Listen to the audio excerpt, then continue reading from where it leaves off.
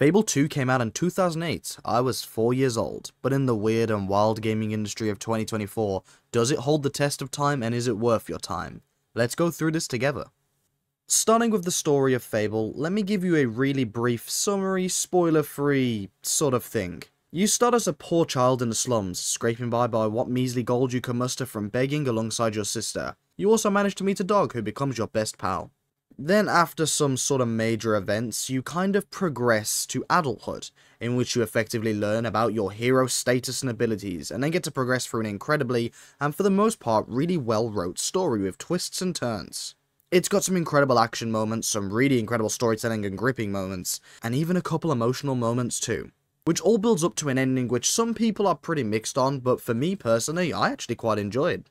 So what I'm saying here is the story is good and has a bit of everything. It's quite funny at times too, sad at other times, and doesn't leave you feeling like you have so much to be desired. Don't get me wrong, you lose a few things from the first game, like you don't have quite as fun boss battles in my opinion, and the overall length kind of felt a bit more trimmed down in my experience, but I still think it's a really satisfying story and it stands on its own. I'm not even saying it's worse than the first game, it's just different. And of course, your actions shape your own tale, which is kind of Fable's whole thing. Fable is a game where choices matter and you have the classic good versus evil discussion with yourself. Being good leads to people in the game treating you better, giving you gifts and lesser prices on items in stores, but being feared is also a great way to earn a discount. The choices aren't surface level either, and they can drastically change some missions and even the map. It's honestly amazing. I'm not saying this can't be improved, but it aims for a mark and hits it. I can't complain too much about that. It also changes your character's appearance, which brings me to character creation and customization. The character customization is alright. The game doesn't really have armor like the first one, which some people view as quite a bad thing, and I think it does sting, but for me personally, at least I can dress how I want, since armor doesn't really matter. But yeah, it is kind of annoying. You don't have the standard creator either. You pick between a dude or a dudette, and you can change their hair color, tattoos, and other stuff, but the face is always the same, which, just to add, is absolutely hideous. Overall, to keep it brief, it's pretty fine. It's not great, and it could definitely use some improvements, but the character customization is fine for the most part. You're not going to be sitting there going, damn, this really sucks. It also plays into the down/death system in this game. Every time you die or go down, you kinda get hurt and gain a scar. This sadly means you can't lose, which makes the game really easy. I mean, you can call it what you want, a mark of a warrior or a bastardization of the Fable healthcare situation. Regardless though, it makes your character look quite ugly with scars all over your body and face, which combined with the fact that sadly the character is held back by the really somewhat lackluster graphics, which sadly plagued the rest of the game at times too. For 2008, I'm sure it was kind of beautiful, but moving into the modern era, I don't think it's necessarily up to scratch in a lot of areas. Lucky for us, the game has a good art style, which is really important, and I do think the game is mostly carried by that. The game isn't the prettiest if you look at, say, texture quality or shadow work. That's definitely a statement I'll stand behind, especially when you start to look at some models too. But the way the game is kind of designed stylistically, nice towns still look absolutely nice. The darker and scarier places still look dark and scary. And, most importantly, it's not so hideous you want to scratch your eyes out. Don't get me wrong, it definitely needs a remaster, but I don't think we're going to get one. Even though it's capped at 30 FPS and definitely needs one because, god, 30 FPS, that's not for me. Now, if you were to emulate it on your PC, which is a pain in the ass, I'll tell you that much, and I'm not saying you should do this, but if you were, you could get around the 30 FPS thing, if you know what I mean, wink wink. But on console, you're stuck with 30 FPS, and I think 1080p. It's not great, but it's the situation we're at. Let's see, next let's talk about the co-op. It's more limited for the most part, with a second character almost being a sort of temporary dude, not their own custom character, which kinda sucks. It means you basically play as a template, which is really boring to be honest. They used to have a really big thriving orb system where you'd find orbs and you could interact with players around the map. It used to be really good, but sadly it's just kinda dead now. That's not to say co-op is bad though. The co-op is, for the most part, pretty fun. You can trade with people, you can talk to people, you can have a nice time. But in my opinion, you're not going to find anyone casually playing this game. You're going to want to hook up with a friend and play the game that way. I'll tell you now as well, the camera angles and stuff when you're playing in co-op is kind of janky. This is just from my personal experience, but I thought it was kind of, it was off-putting. That's how I'd describe it. Again, not bad. You'll have to get used to it. It's an old game. You're going to have to be dealing with some old mechanics, unfortunately.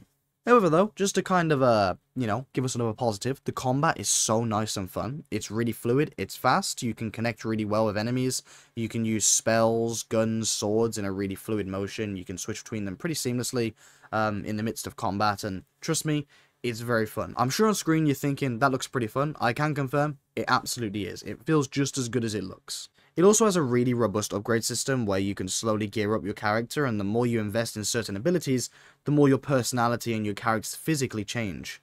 For example, leveling up strength gives you muscles. This means people will see you more as attractive, and of course, you're absolutely huge. And I do say, although it's a pretty simple and basic feature, it's actually kind of refreshing to see some physical changes as you progress. The mission design is also pretty fun. It's a hack and slash sort of game to a certain degree, but it has got some puzzles and some kind of hard moments, especially in combat towards the later end of the game. You do have to at sometimes level up your character and pay attention, but to be completely honest, I would say it's pretty casual for the most part. And that's not like an insult, it's not like I'm saying you can be brain dead and beat this game, but what I am saying is you don't have to like try hard and be super switched on at all times, which for me is one of my favourite types of games, where you can kind of just sit back and enjoy the game without having to pay too much attention.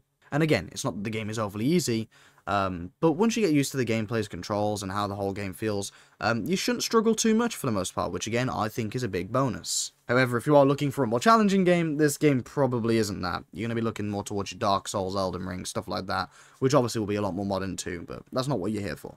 You'll see a ton of really fun enemies throughout your game too. There's plenty of really cool and weird ones. There's a lot that are personally my favourite, like one of my favourite enemies in gaming of all time, and are genuinely, I can confirm, to this day, the scariest enemy I've ever come across in a video game are Banshees. I don't know why, but they creep the ever-living Christ out of me. When you play Fable 2, and you come across Banshees, I'm promising you, okay, you're gonna be scared, bro. Because I'm scared. I'm 20 years old. I've been playing this since I was a kid. It still scares me when I see Banshees. I run away like a little girl. It's bad, bro. All jokes aside, the enemy design is really cool in this game. You'll fight tons of really weird, diverse, and unique enemies. It's not boring. You're not just fighting boring bandits all the time, although there are definitely a lot of bandits to kill if that's your sort of thing. But yeah, the enemy design is on point, which I suppose you could kind of apply really to the character design and character variety in general. You'll come across some really, really cool characters in the game. There's a ton you'll be wanting to pay attention to, and there's definitely a ton of lore for all the characters and plot points in the game too that you can kind of investigate. You'll come across a character called Reaver. He's towards the back end of the game as well. I think you'll like him. He's one of my favorite characters. And I'm telling you, man, he's a vibe. He's very funny. And, you know, he'll kind of keep you going through. But all the characters in the game are good for the most part, and I think you'll like them all. There's also a lot of, like, celebrity appearances, too. A lot of people are voiced by celebrities, which is a thing Fable has always done. Like, you have Moss from IT Crowd voicing the new guy in the new Fable. I forgot his actual name. But look him up, you'll know who I'm on about. The map is excellent too. There's a lot of really great and cool districts. It's split into like a bunch of different ones with a short loading screen between them. So it's not like a seamless open world. You basically have a big section of the map to explore. You walk through a door, you get a quick loading screen, and it's a completely differently themed section. That might sound really old and boring, but hear me out, it works really well. Because instead of having these sort of like boring passage segments where you have to walk through an alley that looks really boring and dated, and then, oh my god, this next section of the map's really different. In this game, it kind of cuts the BS. You walk through a door, quick loading screen, new variety, new themes, really cool districts. New loading screen, completely thing. Like, yes, it's probably not as realistic, but Fable's supposed to feel like really mystical and magical, which this game does execute really good. And I think that having the like sort of seamless district thing works a lot better for Fable. There's also a ton of like hidden details, hidden locations, hidden chests. There's plenty that I discover now, having come back to its like older than I was when I first played the game, that I'm like, how did I miss this? There's a lot of really cool things like that in Fable. Speaking of stuff like that for the level of like depth, there's a lot of cool systems like houses, renting, family. There's lots of stuff like that for the player to explore, like you can have a family, have children, etc. And you'll sink a lot of time to the sandbox doing that sort of stuff. I know that I spent a lot of my time when I was younger buying houses, renting houses, upgrading houses, having families. And it's always really cool to get stuff like that in games, because not enough games let you really have, like, your own life within the video game, opposed to just, like, you know, beat the story, kill some people in the open world, game done. I really like that you can kind of really ground yourself into certain areas of the maps with certain characters. It's really cool. Kind of reminds me of like Skyrim in that way. How, you know, you can find someone you want to marry, get married, have children, etc. It's a unique and really cool thing. You'll also have an incredible soundtrack, one of my favorite soundtracks of all time, whilst you're playing. I don't really know how I could showcase this without just playing you the music, which is pointless, but if you play the game, you'll just trust me, you got bangers in the background at all times. So yeah, like, there's a lot to this game, and I'm not going to cram it all into one video, so I suppose I'll kind of wrap the overall, like, listing part up here, and give you a quick summary of how I feel about the game in 2024, because it's got a lot of pros, and it hasn't got a lot of cons, I won't lie. So, Fable 2, as you can probably tell from, like, how I describe it, it's one of my favorite games of all time. I've played it when I was a kid. It was one of the first games I ever had on my Xbox 360, so I've got quite a big bias to, like, oh my god, I love this game. It's still, to this day, top 3 for me, so I'm going to recommend it, as you'd expect. But what I will say is, there is going to be a bit of a, like, learning curve to the fact that, like, you know, you're going back to a 2008 game. A 2008 game that I will admit feels pretty dated even by those standards. This isn't like going back to GTA 4 or, you know, Saints Row 2. This game feels older. It's an older style of game, you know. You don't have the open world. You don't have the pretty models even by 2008 standards. I'd say, to be honest, it probably wasn't the best looking even back then. Again, that's not to say it looks bad, but, you know, it's dated. That's what I'm trying to get at here. So if you're not willing to kind of sink back into a more dated time, and experience the quality there, you're not going to really like Fable 2, to just be honest. But if you don't mind, if you can look over the slightly rough around the edge graphics, the slightly quirky issues the game has, and that's how I'll describe them, just weird quirks and annoying things. If you can look over that and actually play the game, I assure you, you'll have one of the best experiences you've ever had. The story is exceptional. The characters are exceptional. The gameplay is exceptional. And it's stylized really well that after like the first hour, you kind of just get over all the annoying hurdles you expect to experience. Yeah, it's a little ugly. But once you play for an hour, you don't focus on the graphics and you focus on the experience and the immersion and how the map is to play and how beautiful the thing is. And trust me, I guarantee that 3 or 4 hours into Fable 2, you'll be in love. That's all for this video. I haven't done one of these Is It Worth It in a very long time, so I'm pretty happy to be doing one now. If you want any more Is It Worth It, drop a game for me to play. I'm looking for new games all the time. If you want me to pull an Is It Worth It out of my ass, I'll do one for you.